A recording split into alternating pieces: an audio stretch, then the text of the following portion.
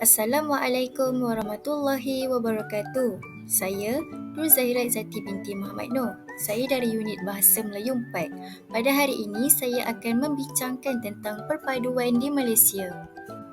Perkara yang akan dibincangkan pada tajuk kali ini adalah definisi perpaduan, kepentingan perpaduan, cara-cara memupuk perpaduan, kesan perpecahan perpaduan dan kesimpulan yang dapat dibuat berdasarkan perpaduan.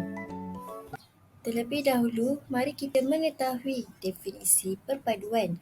Perpaduan merupakan suatu proses yang menyatupadukan masyarakat dalam sesebuah negara melalui ideologi negara agar dapat membentuk masyarakat yang mempunyai satu identiti bersama serta perasaan perpaduan. Seterusnya, mari kita lihat kepentingan perpaduan di Malaysia. Sebagaimana yang kita tahu, negara kita Malaysia terdiri daripada masyarakat yang berbilang kaum seperti Melayu, Cina, India, Kadazan dan sebagainya. Oleh kerana itu, terdapat beberapa kepentingan perpaduan di Malaysia. Kepentingan perpaduan di Malaysia yang pertama adalah menjamin keamanan negara.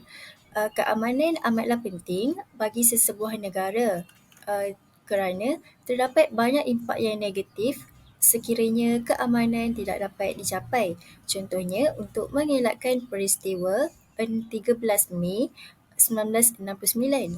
Peristiwa ini merupakan sebuah peristiwa rusuhan antara kaum yang terburuk sepanjang sejarah sehingga berlaku pertumpahan darah dan Malaysia diisytiharkan sebagai sebuah negara yang darurat. Seterusnya adalah memajukan ekonomi negara. Hal ini kerana masyarakat di Malaysia akan mengembling tenaga bersama-sama untuk memajukan ekonomi negara. Sebagai contoh, peniaga Melayu akan membeli barangan daripada kaum lain. Begitu juga untuk kaum yang lain. Seterusnya adalah meningkatkan imej negara di mata dunia. Hal ini dapat menjadikan Malaysia contoh oleh negara lain kerana perpaduan yang kuat. Walaupun terdiri daripada masyarakat yang berbilang kaum, namun masalah tentang perkauman amatlah sedikit di Malaysia. Akhir sekali adalah mewujudkan masyarakat yang harmoni. Seperti yang kita tahu, jika masyarakat bersama-sama hidup dalam keadaan yang harmoni tanpa sebarang pergaduhan, ia akan mewujudkan masyarakat yang harmoni dan saling bertoleransi. Baiklah, seterusnya mari kita lihat tentang cara-cara untuk memupuk perpaduan. Perpaduan ini haruslah dipupuk agar dapat mewujudkan keamanan. Oleh itu, terdapat beberapa cara untuk memupuk perpaduan dalam kalangan masyarakat di Malaysia. Cara-cara memupuk perpaduan yang pertama adalah menggunakan media sosial untuk menyebarkan mesej positif tentang kepentingan perpaduan. Hal ini kerana pada era globalisasi ini, media sosial memainkan peranan yang amat penting untuk menyebarkan mesej positif tentang perpaduan agar masyarakat dapat menghormati antara satu sama lain. Selain itu, media sosial juga tidak memerlukan sebarang modal untuk memposting sebarang kenyataan atau status.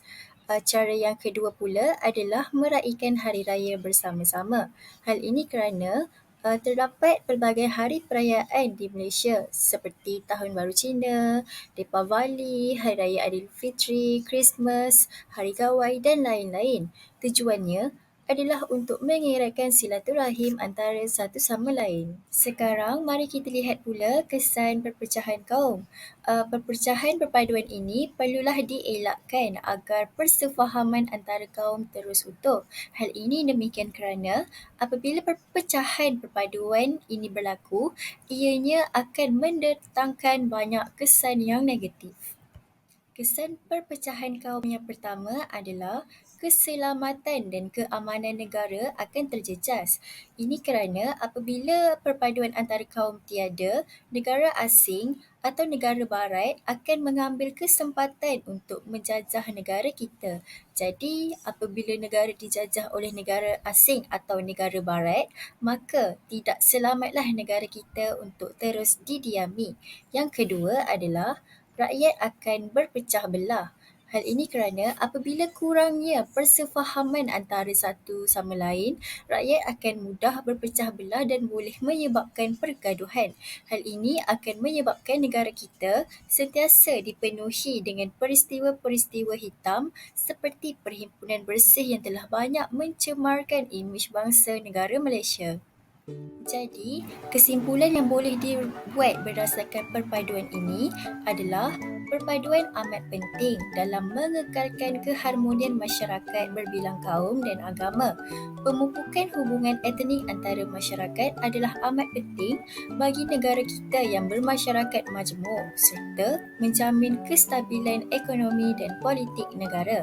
Perpaduan hanya tercapai jika rakyat kita yang terdiri daripada berbilang kaum dan agama mempunyai perasaan kekitaan sebagai warga negara Malaysia.